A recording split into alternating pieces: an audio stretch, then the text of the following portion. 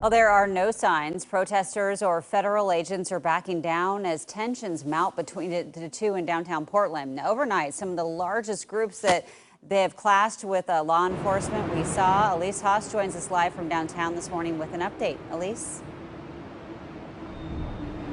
Jenny, federal agents used tear gas on protesters again last night after it was the largest crowd that the city and our reporters have seen in recent weeks. They gathered at Southwest 3rd and Main, which is that street that's right between the Justice Center and the federal courthouse. So Portland police are reporting that protesters had weapons like hammers and were throwing bottles, and that was what was leading up to the tear gas being used. But our reporters were on scene around midnight last night, and that's when they saw protesters facing off with federal agents outside of the federal courthouse.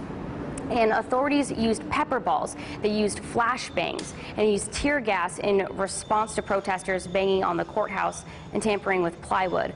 Around 1 o'clock this morning, Portland police started tweeting out asking people to avoid the area after federal law enforcement started using that tear gas. By 1:30 this morning, KORN 6 News witnessed some protesters cheering and throwing items at the courthouse. Federal officers responded by shooting pepper balls from inside of the building. Unlike previous nights, there was no fence around the federal courthouse, keeping people at a distance yesterday.